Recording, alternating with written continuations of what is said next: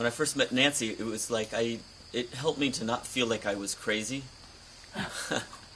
because of how I thought.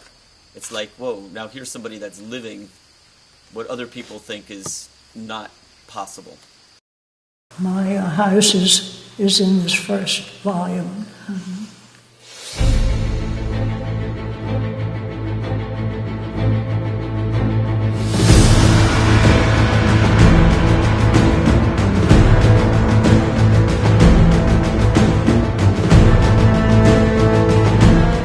But I just love, like, you can sit in a place like this and this is the house. And there's everywhere, there's great places to just sit.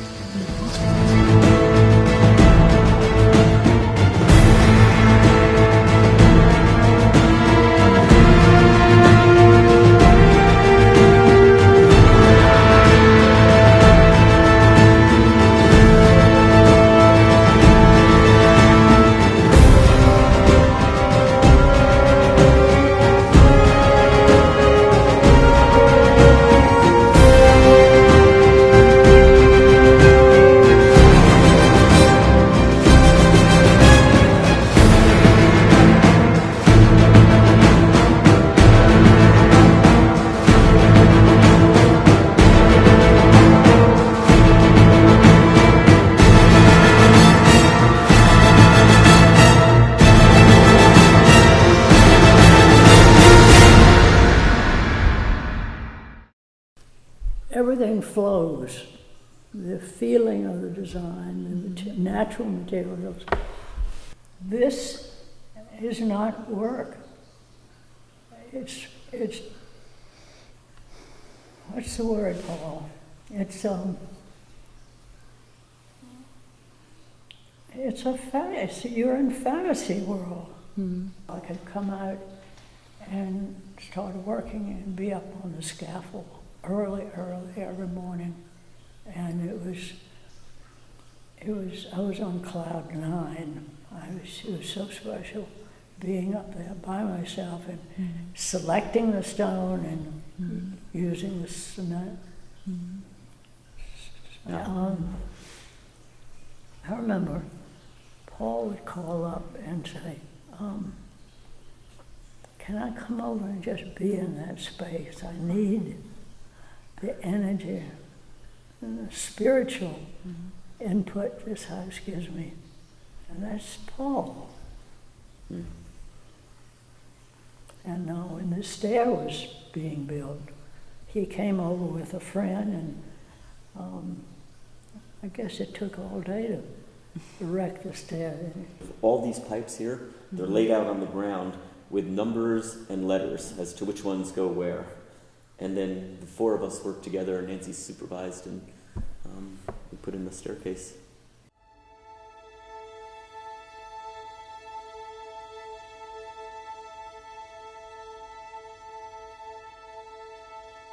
You have to have some feeling. You have to be able to see.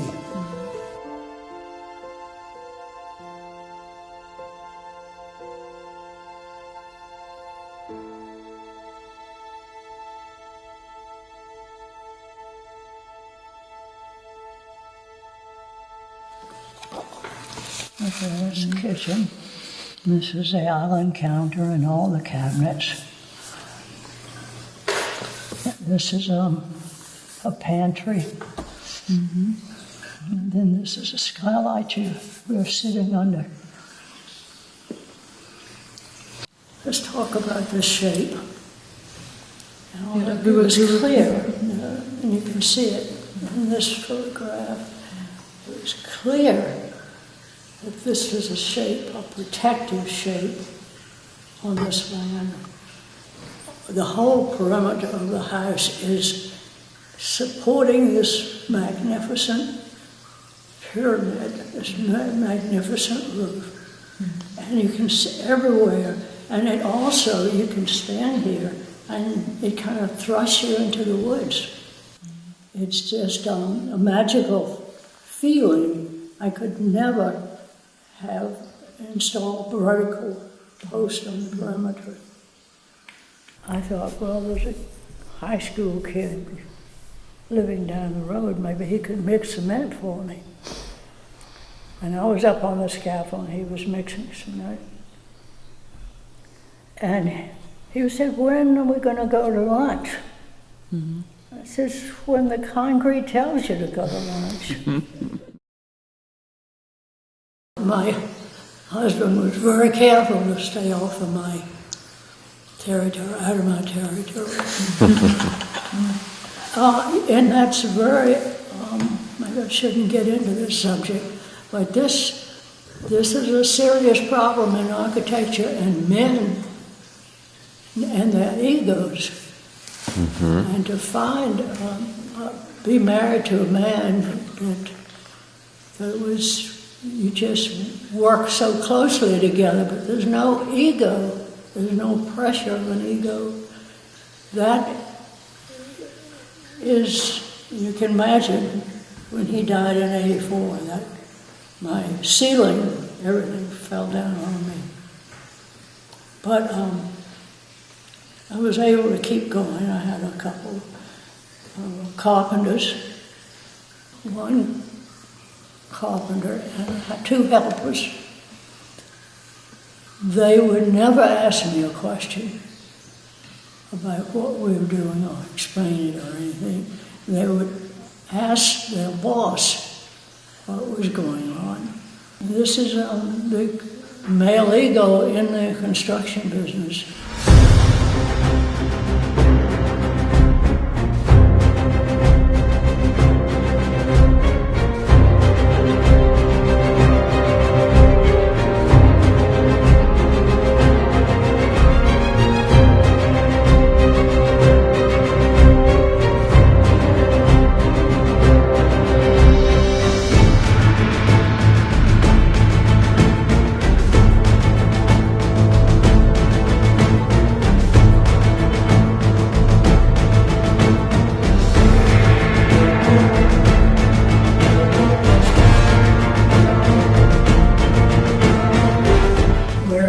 Here.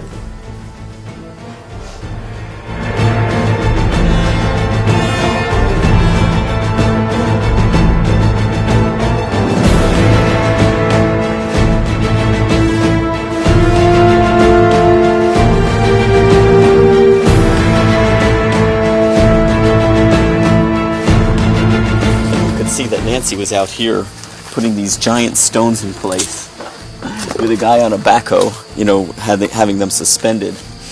And it was just an amazing sight watching her make sure that each one of these was exactly in the right spot. Very fun job. If you walk up them, it's an incredible staircase, and the stones are huge. So me and Alex, we just looked at each other like, God bless her.